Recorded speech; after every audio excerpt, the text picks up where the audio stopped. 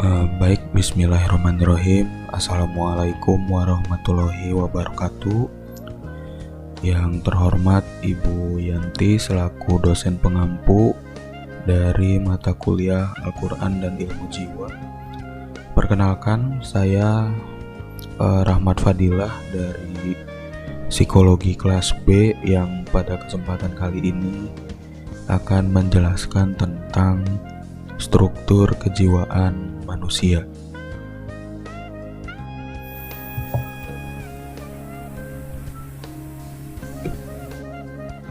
Yang pertama ada pembahasan tentang struktur manusia berdasarkan Al-Quran. Yang pertama ada aspek jismiyah, keseluruhan organ fisik biologis diri manusia yang mencakup sistem saraf, kelenjar, sel, dan seluruh organ dalam maupun luar fisik manusia. Kehidupan jismiyah dimotori oleh substansi nafs dan ruh. Nah, aspek jismiyah ini memiliki 3 daya utama. Yang pertama ada al-ghaziyah, yaitu makan dan nutrisi. Yang kedua al-munmiyah, yaitu tumbuh, dan al-muwalidah, yang artinya reproduksi.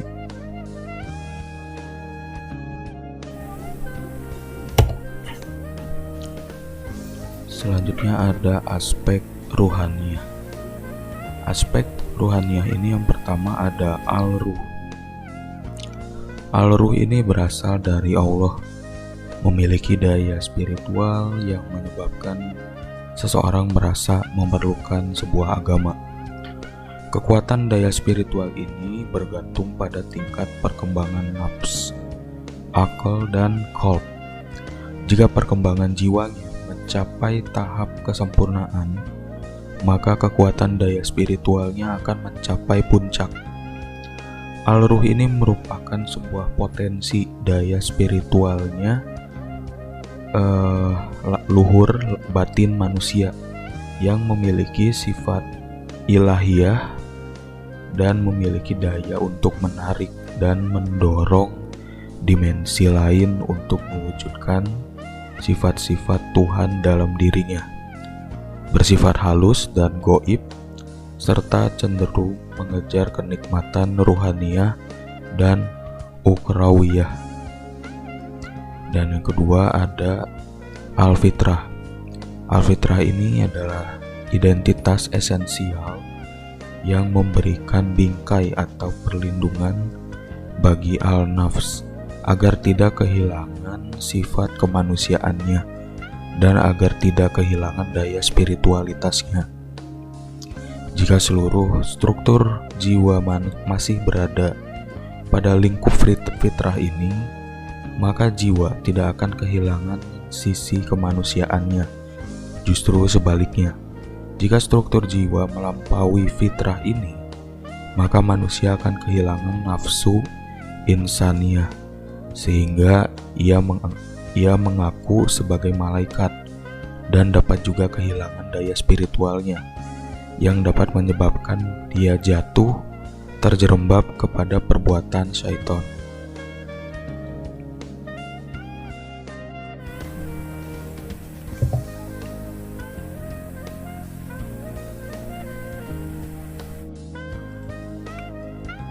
Dan yang terakhir ada aspek nafsiyah. Yang pertama ada al-nafs atau nafsu. Nah, nafsu ini merupakan nyawa manusia dan juga sinergi jasmani dan rohani manusia yang merupakan totalitas struktur kepribadian manusia. Al-nafs ini memiliki 2 daya utama, yaitu ghadab atau marah, yaitu daya untuk menghindari sesuatu yang membahayakan atau menimbulkan hal yang tidak menyenangkan. Yang kedua yaitu syahwah atau senang, yaitu daya untuk mendorong kepada hal-hal yang memberikan kenikmatan. Nah, yang kedua ada al-aqal, yaitu daya untuk daya untuk mengetahui ya, yang muncul sebagai akibat adanya berpikir dan menjadi perantara antara dimensi nafs dan qalb yang fungsinya sebagai pikiran yang dipersiapkan untuk memperoleh pengetahuan. Nah, yang ketiga ada al-qalb. Al-qalb ini menurut Al-Ghazali memiliki dua aspek. Yang pertama, qalbu jasmani yang berupa komponen fisik yang terdapat dalam jantung, dan qalbu rohani yang merupakan komponen psikis yang menjadi pusat kepribadian.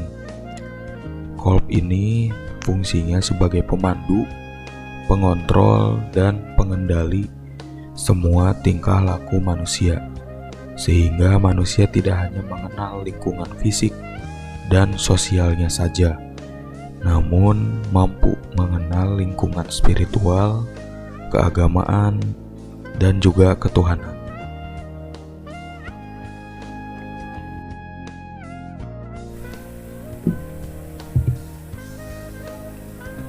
Pembahasan selanjutnya yaitu tentang struktur manusia berdasarkan filsafat Islam. Yang pertama ada badan atau al-jism. Badan ini adalah bagian yang tidak sempurna dari komposisi struktur manusia. Di dalamnya terdiri dari beberapa unsur materi yang bisa rusak dan tidak memiliki sifat kekal ataupun daya.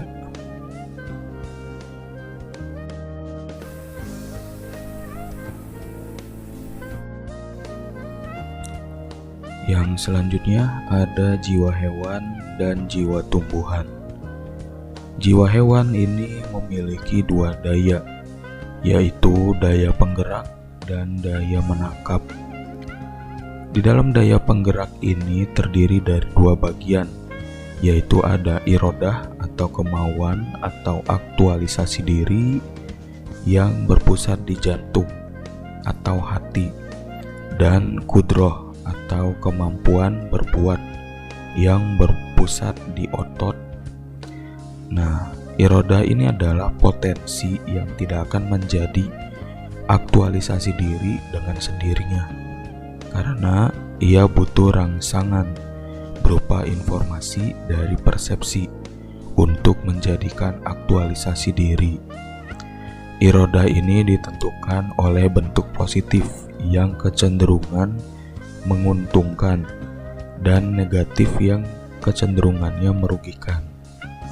Jika informasi mengisyaratkan akan muncul kerugian, maka irodah akan menghindar dan akan menjadi aktualisasi diri untuk selanjutnya akan mempengaruhi kudroh untuk melahirkan perbuatan menghindar.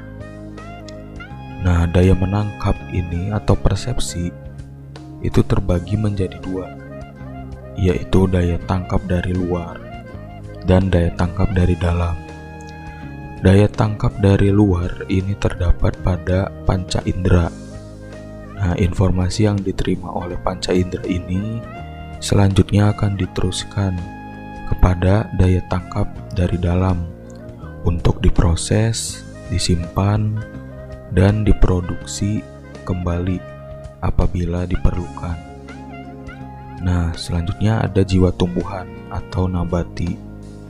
Jiwa ini adalah kesempurnaan awal bagi benda alami yang hidup dari segi makan, tumbuh, dan berkembang.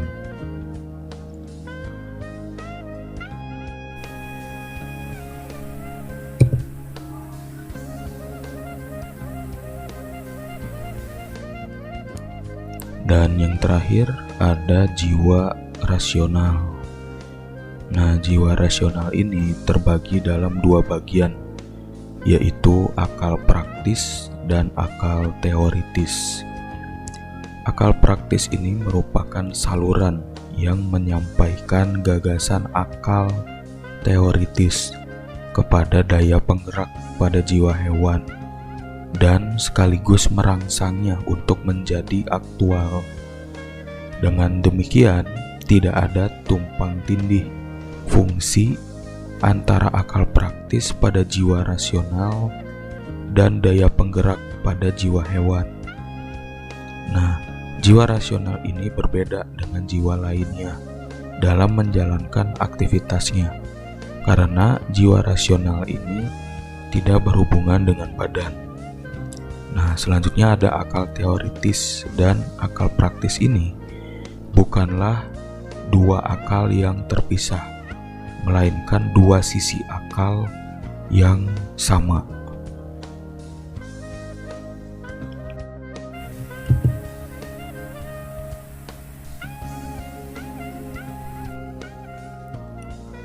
Pembahasan selanjutnya yaitu tentang struktur jiwa manusia berdasarkan tasawuf Islam.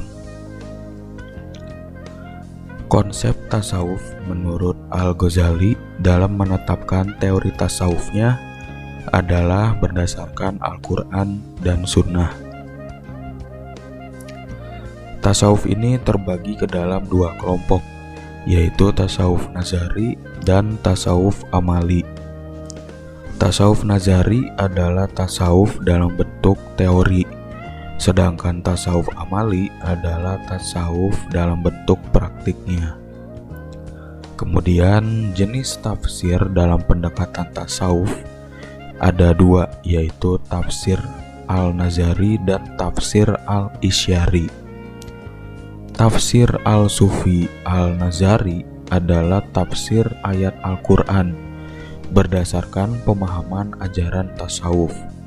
Sedangkan tafsir al-isyari adalah takwil ayat Al-Quran berdasarkan isyarat terdalam yang hanya dapat dipahami oleh para sufi.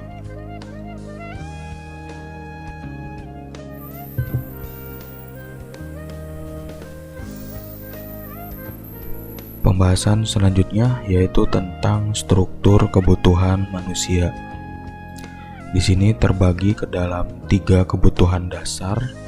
Yang pertama ada kebutuhan-kebutuhan jismiyah, kebutuhan-kebutuhan nafsiyah, dan kebutuhan yang bersifat ruhaniyah. Kebutuhan yang pertama yaitu kebutuhan-kebutuhan jismiyah. Kebutuhan ini merupakan seluruh kebutuhan yang bersifat fisik, biologis. Kebutuhan ini disebut dengan kebutuhan dasar atau primer.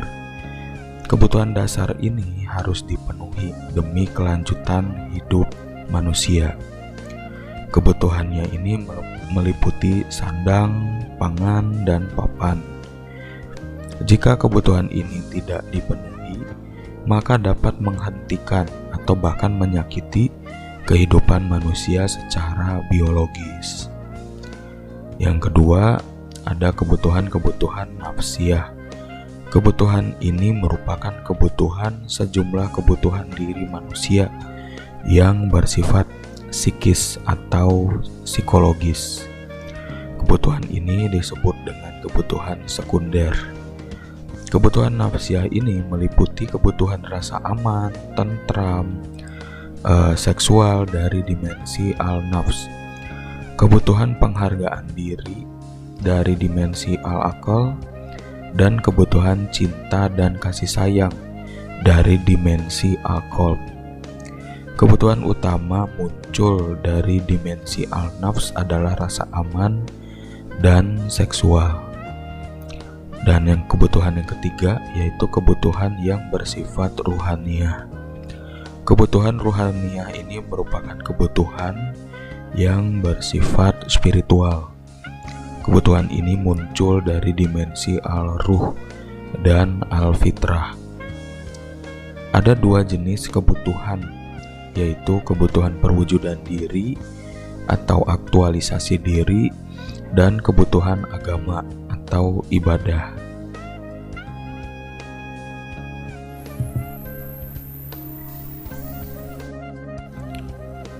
Demikian pembahasan tentang struktur kejiwaan manusia dari saya. Terima kasih atas perhatiannya dan mohon maaf apabila banyak sekali kekurangan baik dari segi materi maupun penyampaian materi. Sekian, terima kasih. Wassalamualaikum warahmatullahi wabarakatuh.